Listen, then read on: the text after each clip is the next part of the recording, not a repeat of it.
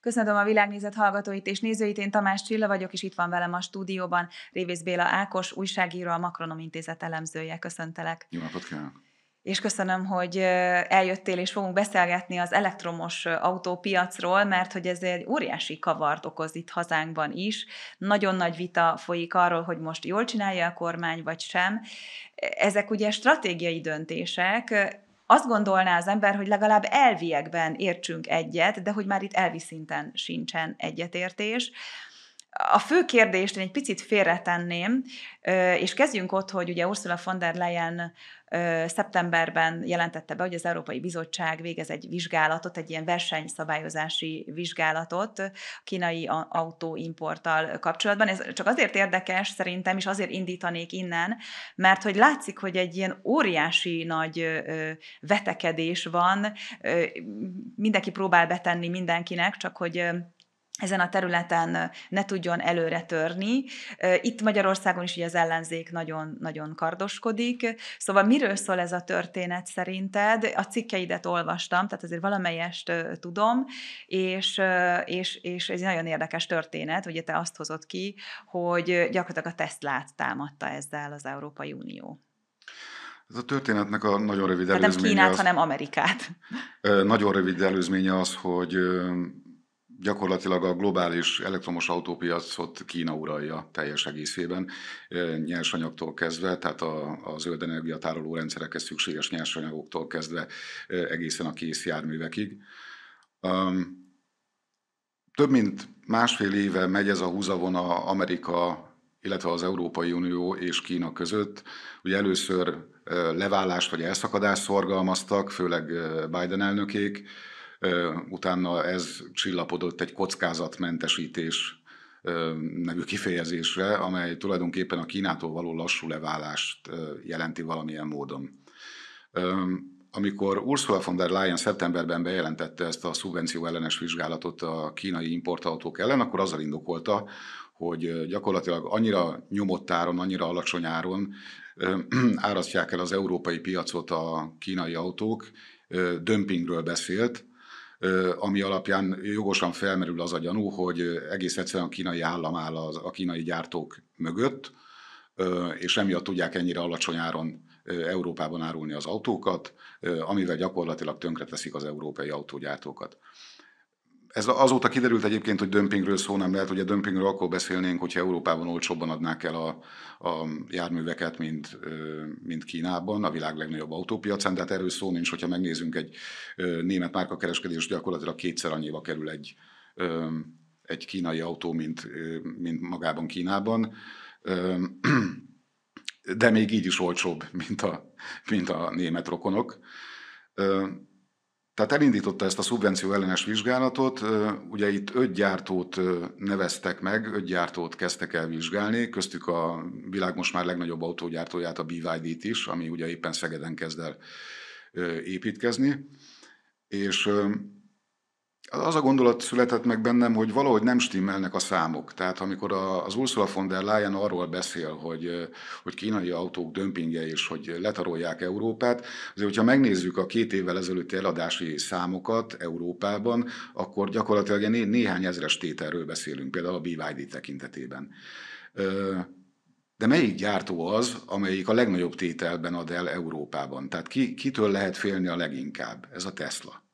Ugye itt arról van szó, hogy Kínában létezik egy Tesla, a világ legnagyobb Tesla gyára Kínában van, és azt is tudjuk, hogy ezt a szubvencióellenes vizsgálatot az Európai Bizottság kezdeményezte. Ez nagyon furcsa, ilyen nagyon-nagyon ritkán fordul elő. Általában a gyártók, volt egy hátszele, azért azt tegyük általában hozzá. a gyártók szoktak szólni ilyenkor, hogy indítsanak egy vizsgálatot, mert nekik valami nagyon nem stimmel. Az, hogy az Európai Bizottság önmagától indította el, ez már gyanús. Amikor aztán kiderült, hogy valójában a francia lobby áll a háttérben, akkor ugye egyből még gyanúsabbá vált a történet. Tehát tulajdonképpen Macron elnökék nyüstölték addig az Ursula von der Leyent, amíg ez be nem jelentette ezt a vizsgálatot. És felmerül a kérdés, hogy miért. Mondhatjuk azt, hogy Franciaországnak nincsenek olyan érdekeltségei Kínában, mint Németországnak. Ugye a német autógyártók majdnem valamennyien ott vannak, a franciák nem, vagy elenyésző százalékban. De azt pontosan tudjuk, hogy egy évvel ezelőtt az Elon Muskot minden áron, minden eszközzel próbálta a Macron meggyőzni arról, hogy Franciaországban építsen egy gyárat. Ugye Európában egy van, a berlini, a másik Kínában van, és ez nagyon-nagyon fontos volt a Macronnak. Elon Musk erre nemet mondott. Itt merült fel az az elmélet, hogy mi történik abban az esetben, ha valójában ez egyáltalán nem a kínai gyártókról szól, hanem valójában arról a gyártóról, akinek van Kínában gyára, és rengeteget importál Európába, gyakorlatilag valóban tarolja az európai piacot, és miután a Musk nemet mondott a Macronnak, a Macron előállt egy ilyen mestertervvel, hogy hát akkor hassunk rá anyagilag. Ugyanis mi történik? Abban az esetben, hogyha bebizonyosodik a vizsgálat folyamán, hogy valóban állami támogatás áll a kínai cégek mögött, egy nagyon komoly büntetésre számíthatnak, egységesen, tehát nem csak az 5 cég, hanem valamennyi Kínából érkező autóra ugyanez a büntetés lesz érvényes, extra vámok formájában. Most jelen pillanatban 10% ez a vám, a behozatali vám, ez akár felmehet 20 vagy 25%-ra is. Az már egy nagyon komoly összeg, az már egy nagyon, nagyon komoly kiesés. Amikor bejelentették, hogy mely 5 vállalat lesz a vizsgált vállalat, akkor a Musk iszonyúan felháborodott, és az ügyvédein keresztül kezdett üzengetni, hogy követeli, tehát a Tesla követeli azt, hogy kerüljön bele a vizsgált vállalati csoportba, mert hogy ugye nyilván a Tesla mögött nem áll kínai állami támogatás, tehát egyből kiderül, hogy a Tesla abszolút nem vétkes semmiben az égvilágon, ezt azonban megtagadták tőle. Tehát innentől jön az az elmélet, hogy valójában ez nem a kínai gyárak ellen szól, hanem az ellen, a kínai gyár ellen, ami Kínában gyártat, a Tesla ellen, ami tulajdonképpen mondjuk ki a nevén, bizonyos fajta zsarolás történik, hogy a Tesla telepítsen még egy gyárat Európába.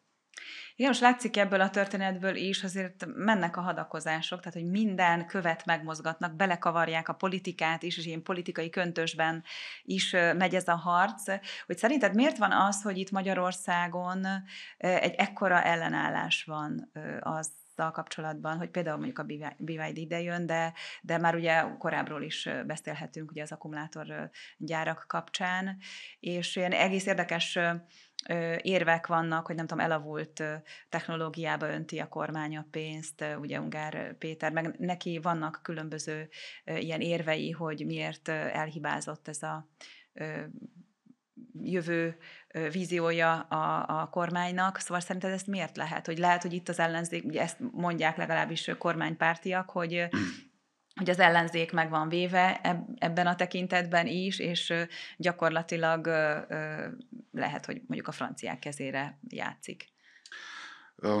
Nagyon nagy gondot okoz világszerte, ezt látjuk az amerikai példán is, látjuk a brüsszeli példán keresztül, amikor a gazdaságot, a kereskedelmet és legfőképpen a globális kereskedelmet megpróbálják átpolitizálni. Egyre nagyobb sikerrel csinálják egyébként. Mondanám, hogy Kína értetlenül áll a dolog előtt, de hát nem, nyilván ő is beszáll ebbe a játékba. Attól, hogy kereskedelmi háborúk robbannak ki, azért attól az Isten mentse meg bennünket, mert az nagyon súlyos hatással lesz az egész világgazdaságra. Ebben az esetben itt valóban erről van szó. Nagyon furcsa, mert ugye abban mindenki egyetért, hogy a zöld energiáé a jövő, a zöld átállás mindenek előtt, tehát Brüsszelnek az egész, gyakorlatilag az egész elmúlt 5 éve erről szólt, már semmi másról, csak zöld átállás, zöld átállás, zöld átállás. Itthon az a nagyon szomorú helyzet állt elő, hogy ezzel az ellenzék is tisztában van, tehát hogy a jövő az erről szól, de hát gyakorlatilag rutinszerűen mindent, amit a kormány csinál, vagy minden befektetés, amit eszközöl, az tulajdonképpen már is támadhatóvá válik politikailag. Ennyi van a történet mögött. Valóban különböző érvek, pro és kontra energiatároló rendszerek mellett és ellen sorakoznak.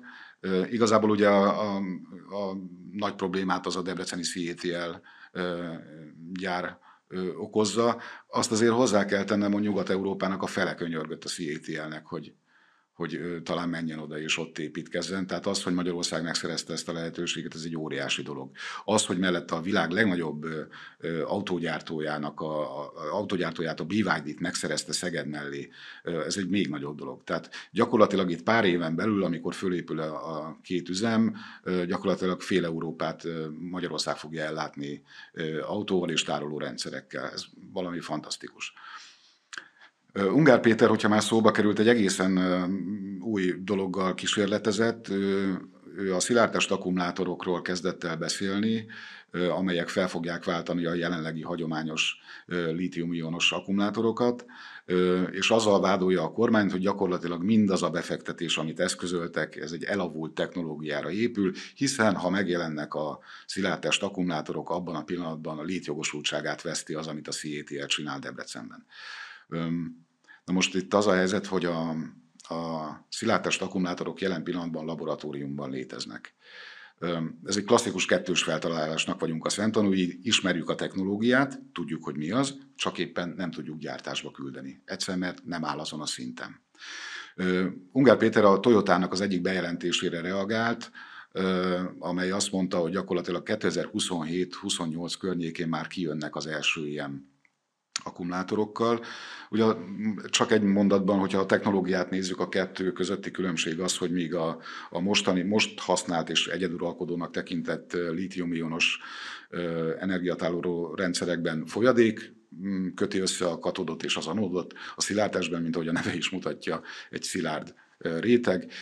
Ennek az az előnye, hogy egyrészt biztonságosabb sokkal, másrészt a hatótávolságot növeli, tehát több energiát tud majd tárolni. Ugye most az új Teslánál 600 km a hatótáv, egy szilárdtest akkumulátornál majd nagyjából azt satszolják 1200 km lesz. Sokkal tovább bírja, tehát számtalan előnye van. Valóban az autóipar... Ez van egy technológiai fejlődés, mint minden területen. Abszolút, tehát ez egy teljesen jó dolog. Nem véletlenül emlegetik az autóipar Szent Grája néven a szilárdtest akkumulátorokat, csak jelen pillanatban ez nem létezik. Na most azt ugye nem lehet megvárni egyetlen gyártótól sem, hogy leüljön, leállítsa a gyártását, és akkor megvárja, hogy a következő technológia majd valamikor felbukkan. A Toyota egyébként évek óta bejelenti rutinszerűen, ugyanazt nekem már megfordult a fejembe, hogy ezt inkább PR-ból csinálja, mert hogy soha nem tudja megmondani igazából, hogy mikor kerül ki. Most úgy vannak vele, hogy 2030-as években talán megkezdik a tömeggyártást, de ott is valami 10-15 ezer akkumulátort tudnak évente legyártani, ami csepp a tengerben, tehát nagyon kevés. Tehát itt az fog történni, hogyha megjelenik ja igen, és egy nagyon-nagyon érdekes dolog. Nem csak a Toyota fejleszti a szilárdtest akkumulátorokat, hanem gyakorlatilag minden gyártó ráállt, beleértve a CATL-t, olyan szinten, hogy Kína egy mesterit húzott ebben a történetben, abban a pillanatban, hogy megtudta, hogy elképzelt, hogy a japánok előttük járnak, létrehoztak egy óriás konzorciumot, benne a BYD-vel, a CATL-lel, állami támogatásokkal, egyetemi kutatólaborokkal, alapítványokkal, befektetési alapokkal, és ez a rengeteg összetevő és rengeteg részterület egyetlen cél érdekében, hogy ők fejlesszék ki legelőször, és tudják tömeggyártásba küldeni a szilárdtest akkumulátorokat. Mondom még egyszer, párhuzamos technológia lesz, tehát nem fog az előfordulni, hogy a mostani technológiát leváltja majd az új, hanem egész egyszerűen párhuzamosan fog futni a kettő. Erre a legjobb példa az, hogy miközben a szilárdtest akkumulátor kísérleteknél évről egy év alatt 31%-kal tudtak teljesítményt növelni, ugyanezt 30%-ra a jelenlegi hagyományos lítium-ionos akkumulátorok esetében is elmondhatjuk. Tehát abszolút párhuzamosan fog futni a kettő. Kína ugye most nagyon fókuszba kerül ezen a piacon. Láttam egy videót, ahol hangosan hahotázik Elon Musk, mikor a BYD-ről kérdezik, hogy mit szól hozzá, és hát ugye a BYD most leelőzte még a Teslát is értékesítésben. Itt ugye felmerül a kérdés, hogy ezt hogy csinálták. Ugye részben azért most ezt elmondtad, de és ami mondjuk ugye egy nagy csodálatra sarkalja az embert, hogy wow, még az Elon Musknál is jobban csinálták, viszont azért van egy kínafóbia, ami Veled picit talán én is együtt tudok menni, hogy ez a környezetvédelem és Kína azért az nincsen annyira nagy barátságban, szóval, és itt Magyarországon is ugye ettől tart nagyon sok ember. Ugye laikusok vagyunk, tehát ugye simán be lehet minket ezzel a zöld dologgal hergelni, hogy jaj, de hogy mi lesz ugye a földjeinkkel, a folyóinkkal, stb. Ebben a tekintetben mit lehet elmondani? Van-e félnivalónk? Több kérdés fűztél egyben, megpróbálok sorban menni. Muskot 2011-ben interjúvolta meg a Bloomberg, és akkor már felmerült az a kérdés az újságíróban, hogy nem tart-e a Musk a BYD-tól, 2011-ről beszélünk. És ott szó szerint majdnem félbeszakadt a beszélgetés, mert a Musk annyira elkezdett röhögni, hogy nem tudta tovább folytatni a beszédet, és mondta, hogy hát nagyon el vannak maradva, és hogy nem lesz ebből semmi, és utána még egyszer elröhögte magát, és mondta, hogy egyébként láttad az autóikat. Hát 12 évvel később ugyanezt a kérdést, előhozták neki ezt a videót, ami ugye nagyon rosszul öregedett, és megkérdezték, és a Musk nagyon rossz kedvűen annyit mondott, hogy jó, de azóta eltelt 12 év, és egyébként láttad az autóikat. Tehát, hogy nagyon megfordult a történet. A BYD-nak a fejlődése klasszikusan megmutatja azt, hogy mitől vált a kínai autóipar a globális piacnak a főszereplőjévé. Ez egy több összetevős dolog. Wang Chuanfu-nak hívják a nagyvezért, beletárgyalt Orbán Viktor személyesen, és gyakorlatilag ő mondta rá az áment a szegedi gyárra. A legnagyobb titok, ami nem titok, ezt mindenki tudja, csak senki nem tudja utánuk csinálni Kínában, az az, hogy az ellátási láncokat egyetlen kézben tartják. A BYD híres arról, illetve Wang Chuanfu híres arról, hogy egyáltalán nincsenek beszállítói. Senki. De talán az autó abroncsok és a szélvédők. És ezen kívül minden, ami létezik az autóban, a BYD-ban, az saját gyártás. És akkor ezt úgy kell elképzelni, hogy míg más államok és más gyártók azon próbálkoznak, hogy honnan szerezzék meg a nyersanyagot, ugye mi kell az energiatároló rendszerekbe, tehát a ritka földfémek, és akkor itt a lítium az egyik legfontosabb. Honnan szerezzük meg? Kivel kössünk szerződést? Milyen bányatulajdonossal kell szerződést kötni? Hogyan utaztassuk ide? Hogyan finomítsuk? Van kockázata is, de hatékonyságot meg tudja ez mondjuk növelni. A BYD viszont nem ezt csinálja. A BYD azt mondta, amit a kínaiak, tehát Kínára ez általában jellemző, hogy megvesszük Afrikában a bányát, mi kibányásszuk, nyilván ott infrastrukturális fejlesztéseket hajtunk végre, mi elszállítjuk, mi finomítjuk, mármint BYD önmagában, elkezdjük összeszerelni az autókat, elkezdjük összeszerelni, ugye saját akkumulátorgyára van a BYD-nak, tehát nem szorul abban sem másra. És akkor most, amikor néhány héttel ezelőtt az első nagyobb rakományt 3000 autóval Németországban kikötött, az már a saját hajója volt a BYD-nak. De gyakorlatilag az első pillanattól az utolsóig egyetlen kézben tart minden. Ez lassúbb munka. Ez olyan szintű költségcsökkentést jelent, amit senki más, a Tesla senki más nem tud megcsinálni.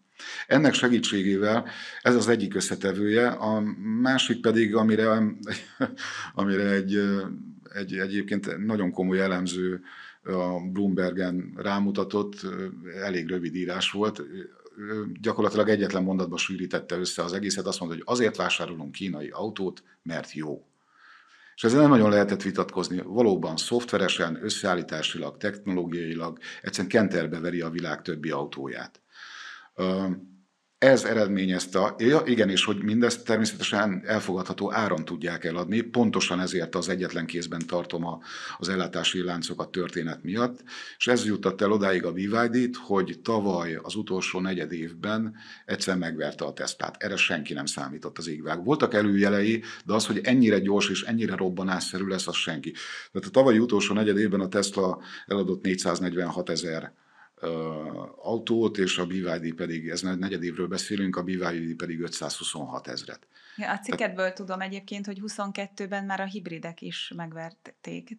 Tehát ugye ez most csak a tisztán elektromos autókra vonatkozik. Igen, ez most az abszolút csak a tisztán elektromosra. Igen, a hibridekkel már előrébb, tehát hibrid elektromossal már előrébb jártak. Úgyhogy ezen mindenki, és hát szegény Elon Musk nem szegény egyébként, nagyon nem szegény. De hát azért érthető a kedvetlensége, amikor úgy válaszolt, hogy és most nézd meg az autóikat. Igen. Azért érdekes, hogy lépten nyomon előkerül egyébként ez, hogy a kínaiaknál a türelem az egy nagyon nagy erény, mert ugye nyilván sokkal gyorsabban föl lehet építeni egy bizniszt, hogyha sok beszállító van, és gyakorlatilag összerakjuk úgy, hogy csak akkor nyilván nagyobb a kockázat is. Óriási a függőséget, ezt láthattuk egyébként a Covid járvány idején, amikor ugye leálltak a szállítások. De gyakorlatilag a Covid idején az ellátási láncok összeomlottak. Ennek az egyenes eredménye lett egyébként az, hogy most Európa tehát Brüsszel és Washington annyira ragaszkodik ahhoz, hogy függetlenül tudjanak valahogyan Kínától, csak éppen nem nagyon tudják megcsinálni. Miért? Azért, mert Kína egyszerűen jó időben ébredt. Tehát a türelem az megvolt nekik, csak ők már 20 évvel ezelőtt is türelmesek voltak. Akkor kezdték el azt építeni, amit az Európai Unió még csak most akar felépíteni. Hát nagyon nehéz dolga lesz az Európai Uniónak, miközben ha csak a nyersanyagot nézem, ami az autógyártáshoz szükséges, annak gyakorlatilag a 95%-a Kína kezében van. Tehát nagyon furcsa lesz, hogy ezt hogyan akarják kiküszöbölni. Ugye Olaf Scholz éppen most van Kínában. Tegnap utazott, és ma fog tárgyalni pontosan arról a dologról, hogy valahogy elkerülje azt, hogy a német ipar még jobban összeroppanjon. Igen, és ehhez képest meg azért van Olaf Scholzon egy nyomás is, hogy Kínát próbálja meg kiszorítani így a partnerségből. Ott van egy nagyon furcsa történet a németeknél, mert ugye egyfelől Scholz nagyon próbál igazodni ehhez, hogy függetlenedjünk Kínától, másfelől ott van a német ipar, amire ugye az egész gazdaságuk épül, márpedig ha a német ipar vagy a német gazdaság megroppan, akkor ránt magával mindenkit, minket is, nagyon durván. És ugye ott megy egy adok-kapok az ipari szereplők és konkrétan a kormány között. Tehát miközben a kormány azon nyüstöli az ipari szereplőket, hogy próbálják már meg egy kicsit elengedni Kínát, az ipari szereplők, és itt alapvetően az autógyárakról beszélünk, akiknek ugye nagyon nagy érdekeltségük van Kínában, hiszen rengeteg gyáruk van, ugye Kína egy óriási autópiac, tehát nekik az nagyon jó, hogyha ott tudnak gyártani. Ők egyszerűen megmondták Scholznak, hogy nem. Nem, hogy nem függetlenedünk Kínától, hanem még több tőkét öntünk be, még nagyobb befektetéseket eszközünk, akkor építek még egy gyárat. Tehát ott valami egészen furcsa helyzet állt elő, és hát nagyon szomorú is közben a dolog, mert miközben ugye a német autóipar próbálja megmenteni önmagát, eléggé furcsa módon egyébként, mert görcsösen ragaszkodnak a belső égésű motorokhoz, és mindent elkövetnek, hogy 2030-ban, 35-ben ne következzen be az átállás, hanem legalább valamiféle alternatív üzemanyagot használhassanak továbbra is. De talán miatt a lépéselőny miatt, nem? Tehát, hogy Kínának tényleg akkora a lépéselőnye van már, hogy... 10-15 év előnye van Kínának. Nagyon-nagyon nehéz lesz. A Tesla az egyetlen egyébként. Tehát ketten vannak a piacon, a globális autópiacon, akik most azt lehet látni, hogy verhetetlenek. Ők ketten fognak versenyezni, tehát a BYD és a Tesla gyakorlatilag. Az összes többi, hát most nem akarok csúnyát mondani, hogy futottak még kategória, de hogyha megnézzük az eladási számokat, hát egyszer ég és föld. Szerinted mi ennek az oka, hogy így elaludt Európa, és nem csak ezen a téren igazából, tehát hogy Kína ott van Afrikában, és már 20 éve ott van, és most ugye gyakorlatilag szorul is ki Franciaország például, tehát a korábbi gyarmatosítók szorulnak ki, és Afrika örömmel partnerkedik Kínával, tehát... Igen, itt a globális délnek a szerepe, és ez főleg az ukrajnai háború óta nagyon-nagyon látszik, hogy iszonyan felértékelődött. Ugye a globális dél, amiben Afrikát értjük, latin-amerikai országokat, ázsiai országok, fejlődő ázsiai országokat, egyszerűen olyan lépéselőnyben vannak most, rájuk van szorulva a világ. Nagyon-nagyon kellenének. Itt a legjobb példa Afrika. Nem elalvásról volt szó, hanem Európa, tehát Brüsszel is, és nagyjából a nagy EU-s államok, tehát Franciaország remek példa, illetve Washington makacsul ragaszkodott ahhoz a nagyon csúnya kifejezést fogok mondani, de gyarmatosító politikához, amit évszázadokon keresztül folytattak. Tehát, hogy mi történt? Tehát ezt nem akarta feladni. A mai napig azt csinálják, úgy próbálnak meg idézőjelbe vett szövetségeseket szerezni például Afrikában, hogy segély alapon, tehát majd küldetünk neked IMF hitelt, de majd az IMF megmondja, hogy cserébe neked mit kell tenned. Mit kell tenned? Rezsimváltást kell csinálni, demokrácia, amit Brüsszel meg Washington mond. Makacsul ragaszkodnak ehhez a dologhoz.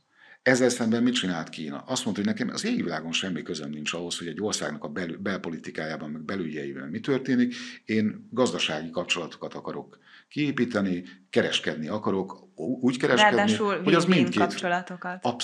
abszolút win-win kapcsolatokat alakított ki. Ugye az egész Belt and Road, az övezetés út kezdeményezés, az erre alapult. Azt mondta, hogy mit csináltak a nyugatiak? Gyakorlatilag, és ez gyarmatosító módszer, kitermeltetem a nyersanyagot Afrikában, Latin-Amerikában, Argentínában, bármit mondhatnék, majd elszállítom.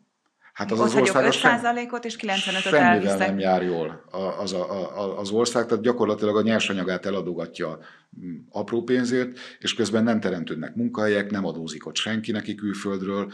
Ezzel szemben mit mondott Kína? Azt mondta, hogy tehát ilyet nem csinálunk, hanem mire van szükségetek? Iskolákra? Jó, mi építünk iskolát. Helyben fogok finomítani. Tehát kitermeljük, és megépítjük, befektetünk egy óriás finomítóba. Munkahelyek ezreit teremtjük meg, céget alapítunk, nyilván azon keresztül adózni fogunk, win-win. Hát ezzel mindenki mesterien jól járt. Ezt, amikor elkezdte ugye Kína, akkor a nyugat úgy morgott, de nem nagyon figyelt erre. Ők még mindig ott tartanak, de ezt szép csendben csinálták? Vagy miért nem figyelt erre a nyugat? Tehát én értem, hogy amikor elkezdi, akkor legyint a nyugat, mert ahhoz eléggé, nem tudom, gőgös. De amikor eltelik már 5-10 év, és látja ennek a gyümölcsét, vagy egyáltalán látja Európa, vagy látta ennek a gyümölcsét? Vagy... Visszatérnék egy kicsit akkor az elektromos tárolórendszerekhez, mert ez egy nagyon jó példa lesz, és akkor ezzel tudok válaszolni. A CATL-nek tényleg egy pár mondatban, ugye a világ legnagyobb akkumulátorgyáráról beszélünk, nagyon röviden a története. A világ első lítium-ionos akkumulátorát az 1970-es években alkották meg, nem véletlenül. 70-es években 2 nagy olajválság tört ki, gyakorlatilag bedöntve az egész olajpiacot, nagyon durva volt. Ugye most mindenki ettől fél a közel-keleti események kapcsán, hogy az ismétlődik meg. És akkor a világ egyik legnagyobb olajipari vállalat, az Exxon, most ExxonMobil, annak volt egy vezető vegyésze, és az alkotta meg konkrétan a laborban a világ legelső lítium-ion akkumulátorát, mondván, hogy ez kiválthatja majd a belső égésűeket. Öntötték bele a pénzt, mert egyre durvább volt, majd a 80-as években a helyére került minden. Az olajára lezuhant, ömlött az olaj mindenhová, és mit csinált az Exxon, nem tudok más mondani, csak bolond módon, egyből lezárta az egész projektet, mondta, hogy nem, egy fillért se adunk most már erre. Az a szerencsétlen ember ott volt, aki feltalálta a világ egyik legnagyobb találmányát, egyébként Nobel-díjat kapott pár évvel ezelőtt azért, amit a 70-es években csinált, és besült a dolog. A japánok 2006-ban már gyártottak ez alapján elektromos akkumulátorokat, de még ők se jutottak ugye el odáig, hogy ezek még telefonokba valók voltak, stb. És akkor jött ez az ember, a BYD-nak a főnöke, aki még, vagy lehet, bocsánat, a CATL-nek a főnöke, akkor még ATL néven futott a projekt, gyakorlatilag fúziót kötött a japánokkal, és elkezdte tömeggyártásba küldeni az elektromos akkumulátorokat. Majd szépen, amikor már nem volt szüksége a japánokra, akkor kivásárolta a részvényeit. 2006-ról beszélünk egyébként, tehát 2000-es évek végéről beszélünk, ember nem volt a bolygón, aki komolyan vette volna ezt a pasit. Tehát azt mondták, hogy nincs jövője, annyira kezdetleges a technológia, annyira semmi, és annyira drága, és egyébként is fejleszteni kell, hogy nem vették komolyan. A BMW egy kicsit komolyan vette, és ő már a 2010-es években betársult a CATL mellé, közös fejlesztésekben. A CATL nagyon szépen köszönte, átvette a tudást, tehát közösen fejleszgettek, majd szépen azt is úgy elhanyagolta, és onnantól kezdve kilőtt. Senki nem csinálta ezt, senki nem követte a példáját.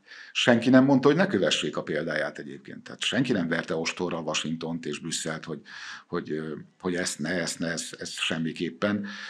Nem tudom, a kínaiak megcsinálták, valahogy iszonyúan érezték, hogy ennek van jövője, és ezzel párhuzamosan egy kicsit hadd dicsérjem meg a magyar kormány, mert hiszen a keleti nyitással 2010-es évek elején gyakorlatilag pontosan ezt láttuk, hogy időben kapta kézbe.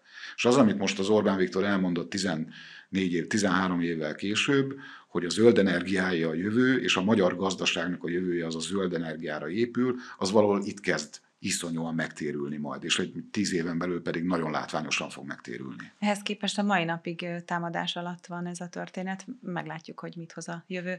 Révész Béla Ákosnak köszönöm a beszélgetést. Nagyon szépen köszönöm.